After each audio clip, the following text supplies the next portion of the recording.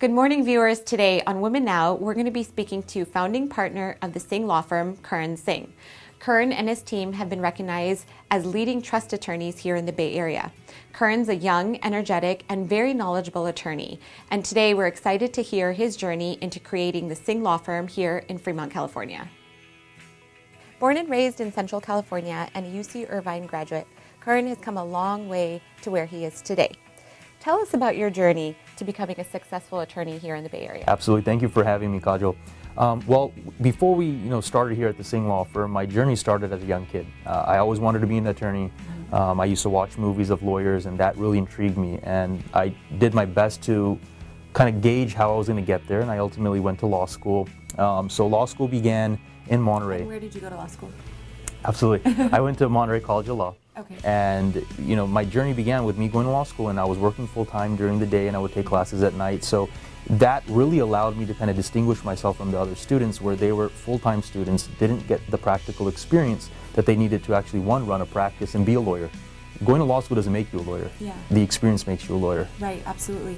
And what was your, during law school, did you decide estate planning right away, or where did you go from there? So you know what, it did not begin with estate planning. I always wanted to do litigation. Oh. And during law school, I actually worked at the Monterey County District Attorney's Office. And then after law school, after I'd finished my education, I worked at the District Attorney's Office in San Francisco under Kamala Harris.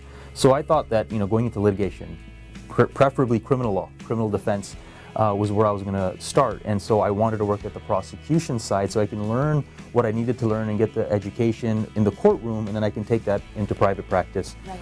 But during that experience, I realized that litigation was going to be a lot of work. The family life balance with work and whatnot wasn't going to fly with me and my kids and my family. So I ultimately decided I needed something more transactional. And my wife at the time was also an attorney. She had started her practice at that time. And so I just decided to join. And it's a very transactional type practice. It's fun, friendly, and I enjoy what I do. Awesome. And that leads me to my next question. The Singh law firm here in Fremont, when did you guys start and how did you get started? So we started in 2010. Before 2010, my wife was an estate planning attorney at another firm in Walnut Creek, and we were having our first baby. And that's kind of when we decided, you know what, it's time to get into our own practice, because I always wanted to be self-employed. I wanted to have my own law firm, and we wanted to serve our community. And what a better place to start than the Bay Area, and particularly in estate planning, where our entire community, every individual needed to get their living trusts and wills done. Right. And so we started in 2010, and it started from an idea, and we planned a lot of sweat, a lot of crying, a lot of heartache, but we got to it, and we got through it, and now here we are. And there's a myth out there about estate planning that people that are older should do it, or people that own a lot of property should do it. But you've proved me wrong. I'm a realtor, and I actually now tell all my clients that it's very important to set up your trust, your wills, etc., no matter what age. As long as you have kids, you have some property. Tell us more about estate planning. Yeah, it breaks down to 4 basic questions I ask clients when they come to me for their initial consultation appointment. Do I need an estate plan? Do I need to set up a living trust? If you can say yes to any of these 4 following questions. Do you own any real estate? Do you have children under the age of 18? Do you have any checking, savings, brokerage accounts? And do you have any life insurance? The fact that I bring up children under the age of 18, if your kids are over 18, it doesn't matter. It doesn't matter, right. You have real estate, you have checking, savings, brokerage accounts. You can answer yes to one of those questions. You absolutely want to set up your living trust, your wills, and your entire estate plan. Excellent. Yeah, most of my clients, they're young couples, they're just getting started, and they don't think about estate planning at all. And so after meeting Kern, I've been telling people that you just never know about life.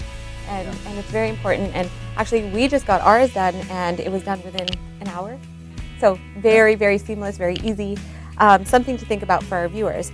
You're a young entrepreneur.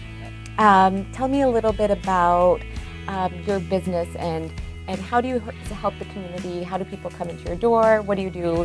And besides the radio, of course. Absolutely. So, we initially sat down, my wife and I, and said, how are we going to serve our community? That was our goal, is that I wanted to serve the community of the Bay Area, and particularly to our Indian community. It doesn't matter, in that region.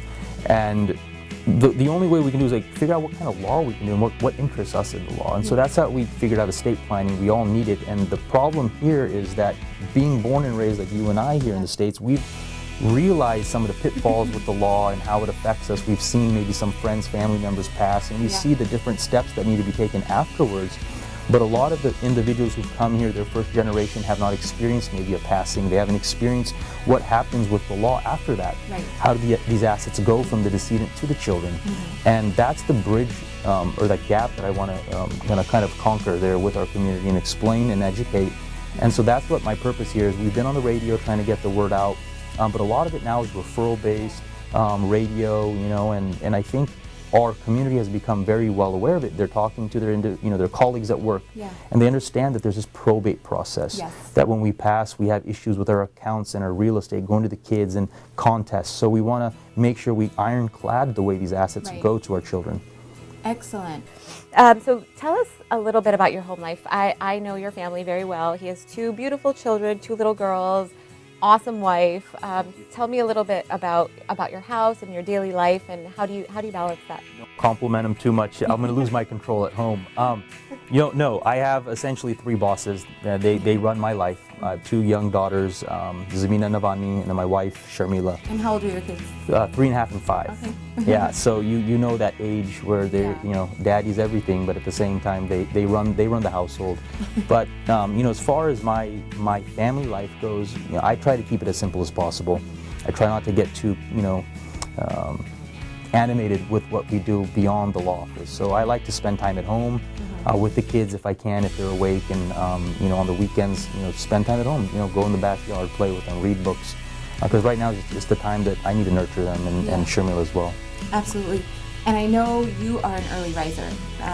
Kern and I had exchanged emails and texts at like 5:30. So tell me about your typical day at home and then at the practice. Absolutely. So my day typically begins at 5 a.m. I get up and I go have breakfast. Every day? Every day. Well, except Saturday and Sundays. Okay. So Monday through Friday, 5 a.m. get up, have breakfast. I usually read for about an hour, and then by about 6:15 I go to my home gym, and I do about an hour's worth of a workout. So I run, I lift weights, and then I get ready and come to the office. So by about 7:45, 8 o'clock, you can find me in the office. Oh wow. And then here at the office, we're extremely busy. I'm in meetings throughout the entire day. I usually don't have time to take a lunch break. I on average get home by about 6, sometimes it's later, but when I get home, the kids are still awake. I spend my time with them, have dinner with them, ask them how their day was, read books. They go down, and usually that's my quiet time. So Kern, lastly, what advice would you give students in law school right now? I know you said that you started with litigation and then you opened your own practice. What advice would you give students in law school in the same boat? Don't start in law school. My advice is, if you're thinking about any profession, get involved as soon as you can. I started out in high school interning at different law firms. So don't have any shame in what you're doing in trying to contact other attorneys within the community to find out if you can get some work, even if it's copying papers or answering the phone. Absolutely, but get involved, start working, and then once you go through law school, it's an ends to a mean. You can get the best grades, but at the end, we're all going to be lawyers and we're all going to be working together. So you have to pass the bar. It doesn't matter how high a grade you have to pass the bar exam. Get through that, and then figure out, while you're in law school, what kind of area of law you want to try and test the waters with. And ultimately, you'll come to a point where you like a few areas, you don't like some, and then you pick and choose which areas you want to go to. But ultimately, it depends on where you get your first job. But I always knew I didn't want to work at a firm. I always wanted to have my own practice. I've seen my dad have his own medical practice, and I said, this is what I wanted to do. I want to be my own boss. I can set my own hours. I can, figure out how much I want to work, how much I don't want to work. But the empowerment you get when you meet with a client and you help them, and the satisfaction you feel when you've accomplished a legal matter for them, you cannot put a number to that. And that in and of itself, keeps you going. Yeah, absolutely. And so for me, that's what it's been, but also to see my startup. This is a startup, and to see my startup grow. I mean, I started out as a seed, trying to figure out exactly what our letterhead's going to look like. And now from here, we've kind of built, and it's growing. And here I'm, looking into hiring more staff, more attorneys. So it's just one of those things you get to see this evolve as well. Yeah, absolutely. And it keeps you going. It absolutely does. Yeah. Thank you so much. Thank you to Kern for visiting us today and talking to us. And he's been through a lot. He's had his ups and downs, I'm sure, with the practice. And we are so proud of him, young entrepreneur in the Bay Area. estate planning with Kern Singh, and I know you're a doctor, right? I guess you can call me You can, Dr. yes. JD, yes, Yes. absolutely. Absolutely. Thank you so much. Thank you. Thank you for having me.